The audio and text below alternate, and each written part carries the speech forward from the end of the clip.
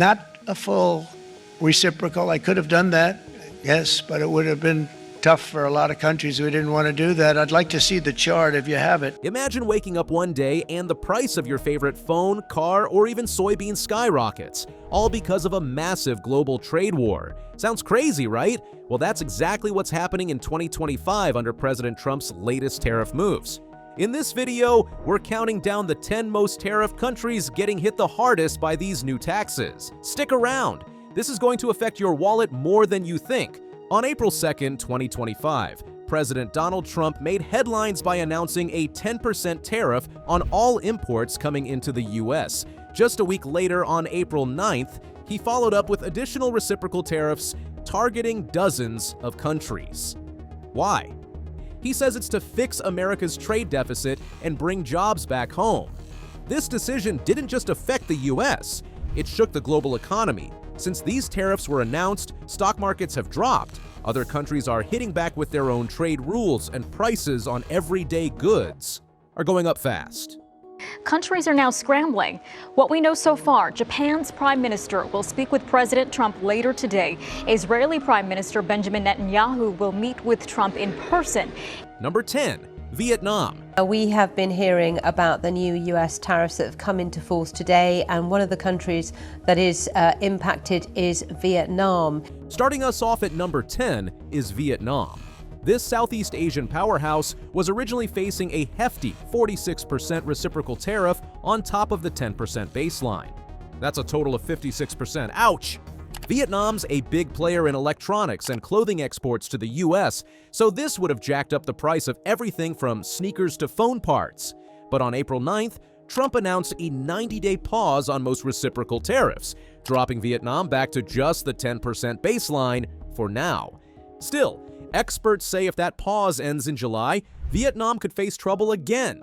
Why so high to begin with?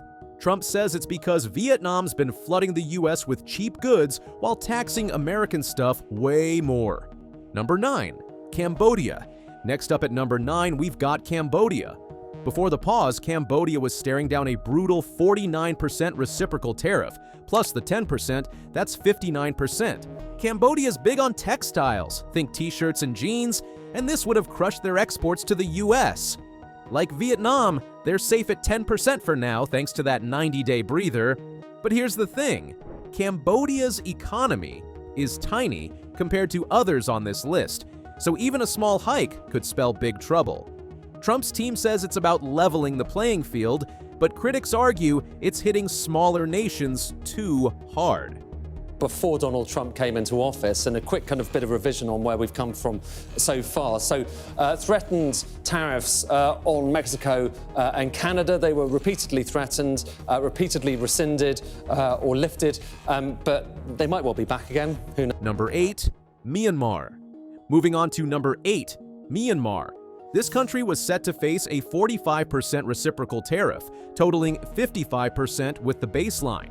Myanmar's already dealing with a civil war and earthquake damage, so this tariff was like kicking them while they're down. They export stuff like rice and garments to the US, but not a ton, so why the high rate? It's part of Trump's Liberation Day plan to punish countries with big trade imbalances. For now, they're at 10%, but if the pause lifts, it's game over for their exporters. Number 7. Sri Lanka. At number 7, we've got Sri Lanka, originally hit with a 44% reciprocal tariff, 54% total. Sri Lanka's known for tea and clothing, and this would have made those exports way pricier in the US. They're another small economy that's already struggling with debt, and this tariff could have been a knockout punch. Thanks to the pause, they're at 10% for now. But analysts say if it comes back, US shoppers might see higher tea prices at the store. Crazy how global trade trickles down, right? Approximately the same amount of land suitable for tea cultivation. To grow at its best, the tea plant needs warm, subtropical climates, high elevation, and seasonal rainfall. Number 6. India. Halfway there. Number 6 is India. India was facing a 27% reciprocal tariff, bringing it to 37% with the baseline. India sends us everything from medicine to tech parts, and Trump's team says they slap high tariffs, like 70% on cars, on US goods. Fair's fair, he argues. The pause drops them to 10%, but if it ends, your next phone or prescription could cost more. India's rupee tanked by 0.7% when the tariffs first hit. Talk about a ripple effect. A Black Monday, and many of them, investors especially, concerned over when it comes to the Monday mayhem in the markets. However, Number 5. Now at number 5, it's not a single country. It's the European Union. The EU was set for a 20% reciprocal tariff, totaling 30%.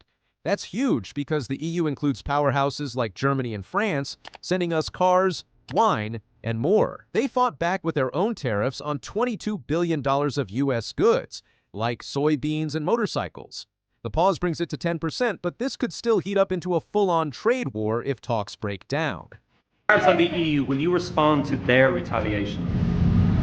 Of course I'm going to respond. You will retaliate. The problem with more is our tariffs. country didn't respond. Look, the EU was set up in order to take advantage of the United States.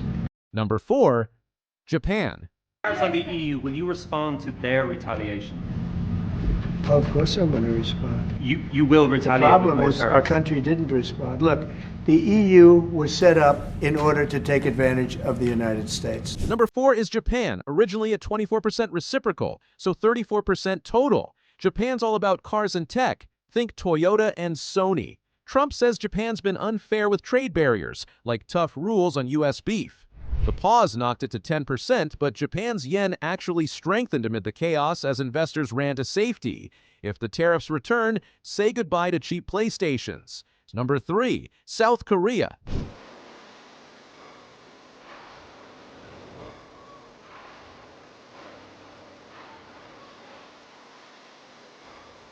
South Korea with a 26% reciprocal tariff totaling 36%. South Korea sends us phones, cars, and K-pop merch. Okay, maybe not the last one, but you get it.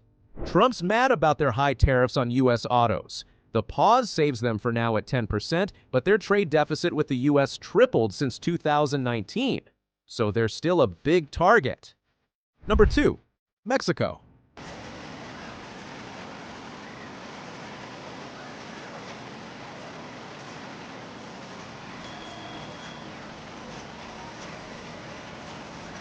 Number 2 is Mexico, and this one's tricky. Mexico's not on the new reciprocal list, but since February, they've faced a 25% tariff on non-USMCA goods. That's still in place, no pause, cars, avocados, you name it. If it's not USMCA compliant, it's pricier. Trump's pushing Mexico to stop migration and fentanyl, but this tariff's already jacking up taco prices. Number 1, China. Also a sharp increase in transportation, construction, and warehousing employment. And in just 11 weeks, President Trump has secured more than $1.5 trillion in private sector investment. And the number 1 spot goes to, drum roll, China. The escalating trade tensions between the United States and China have reached a critical point, with far-reaching implications not only for the two economic giants, but also for the broader global market. As both nations adopt increasingly aggressive trade policies, the conflict is reshaping economic dynamics and generating widespread uncertainty. To begin with, the trade conflict has intensified through a dramatic escalation in tariffs. On April 9, 2025, the United States imposed a steep 125% tariff on Chinese goods, marking a significant jump from earlier rounds of tariffs that included a 34% reciprocal tariff and a previous 20% levy on imports from China. This aggressive move is part of the U.S. strategy to pressure China into agreeing to more favorable trade terms. In response, China did not hold back. Just a day later, on April 10th, Beijing announced a hike in its own tariffs on American goods, raising them from 34% to 84%. China's firm declaration to fight to the end underscores its unwillingness to yield to U.S. pressure, setting the stage for a prolonged standoff. The economic repercussions of this escalating trade war are already being felt. For China, the heightened tariffs come at a precarious time. The country is grappling with internal economic challenges, including subdued household spending and alarmingly high youth unemployment. These factors are already straining Beijing's ability to meet its 5% economic growth target for 2025.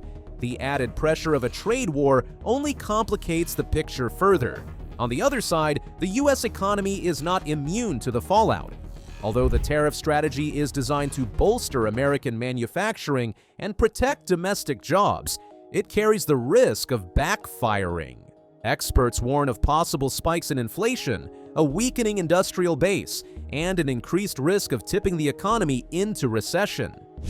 At the heart of this conflict lies a strategic tug-of-war. The U.S., under Trump's direction, views tariffs as a powerful bargaining chip aimed at correcting trade imbalances and revitalizing American industry.